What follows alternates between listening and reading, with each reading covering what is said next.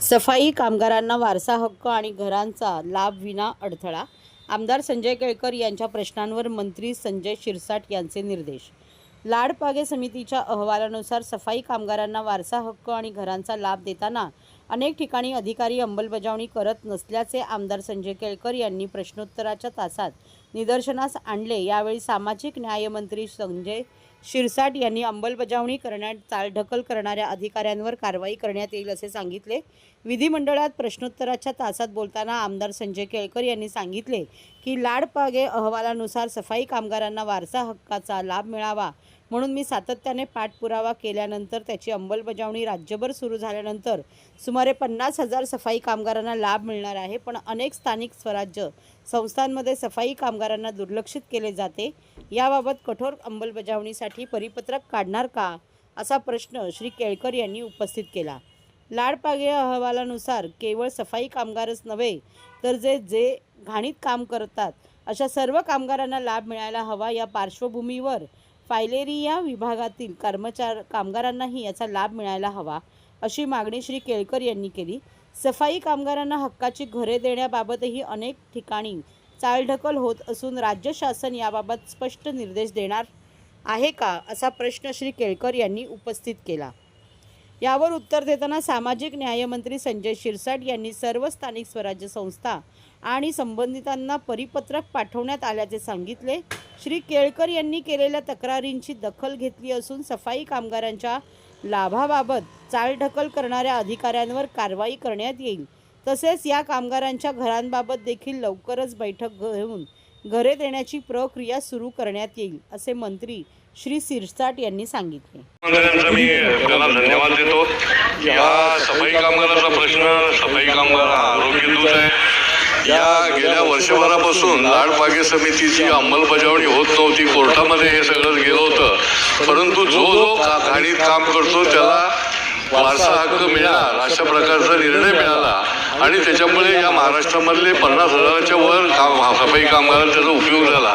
मी त्याच्यामध्ये बऱ्याच वेळेला फॉलोअप करत होतो. अध्यक्ष महोदय, माझा आता 2च स्पेसिफिक प्रश्न आहेत मंत्री महोदयांना की आज जरी त्यांना वारसा हक्क मिळालेला असला, मृत किंवा जे निवृत्त झालेले आहेत, तरी देखील अनेक महापालिका आणि नगरपालिकेच्या लोकांचे मला फोन येतात सफाई कामगारांचे. लातूर असेल, नांदेड असेल, अनेक नावं सांगू शकतो. त्या कमिशनरशी देखील मी बोललेलो आहे.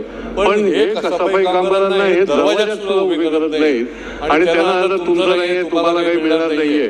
त्यामुळे माझी या निमित्ताने विनंती आहे की आपण स्पष्ट त्यांना निर्देश देणार का पुन्हा एकदा, कारण मुख्यमंत्री साहेबांनी या ठिकाणी 2दा सांगितलं सभागृहामध्ये, तरी देखील त्याची अंमलबजावणी करायला की आस्थापना जे खातं आहे त्या ठिकाणी ते टाळाटाळ करते आणि सफाई कामगार अजून रस्त्यावरच आहे. त्याच्यामुळे आपण परिपत्रक काढून निर्देश देणार का, हे नंबर 1. आणि दुसरा, अध्यक्ष महोदय, या लाडपागे समितीच्या निमित्ताने फायलेरिया खात्यामध्ये सुद्धा जे काम करणारे ते देखील कचऱ्यातच काम करतात, घाणीत काम करतात. तर त्या कामगारांना देखील मिळण्याच्या संबंधी शासनाने निर्णय घ्यावा अध्यक्ष महोदय, अशी माझी विनंती आहे. त्यासंबंधी मंत्री महोदयांनी सांगावं. आणि हक्काच्या घराच्या संबंधी देखील हक्काची घरं देत नाहीत. हक्काची घरं जी आहेत ती त्यांना देण्याचा निर्णय झालेला असला तरी देखील त्यांना ज्याला म्हणता येईल की क्वार्टर, की जे नोकरीमध्ये असतील तोपर्यंतच त्यांना ही क्वार्टर दिली जाईल, अशा प्रकारची भूमिका जी आहे ती ठाणे महापालिकेमध्ये देखील वेगवेगळ्या वेळेला घेण्यात आलेली आहे. आणि त्याच्यामुळे त्याच्या संबंधात देखील स्पष्ट निर्देश देण्याची गरज आहे. ती आपण देणार का? झालं ते उत्तर. अध्यक्ष महाराज, या संदर्भामध्ये मागे जी लाडपागे समिती निर्माण केली होती त्याच्या एक याचिका हायकोर्टात होती. 8 फेब्रुवारीला त्या हायकोर्टाच्या अनेक वर्षापासून प्रलंबित होती. आम्ही त्याचा पाठपुरावा करून 8 फेब्रुवारीला हायकोर्टाचा निर्णय झाल्याबरोबर 9 फेब्रुवारीला आम्ही आमचे परिपत्रक काढून सर्व महानगरपालिका असेल, नगरपालिका असेल यांना आदेशित केलेले की तातडीने लाडपागे समितीच्या अहवाल जो आलेला त्यानुसार आता भरती प्रक्रिया सुरू करा. तरी काही ठिकाणी आम्हाला असं आढळून आलेलं आहे की आम्हाला आणखी पूर्ण आदेशच आलेले नाहीत. आम्ही आदेशाचं आणखी आम्हाला स्पष्टीकरण नाही, असे काही अधिकाऱ्यांनी जाणून बुजून त्या उडवडीची उत्तर दिले. त्याची आम्ही दखल घेतलेली आहे. त्यांच्यावरही सरकार निश्चित कारवाई करेल. जे कर्मचारी आहेत त्या कर्मचाऱ्यांना घर असणं हे आवश्यक आहे.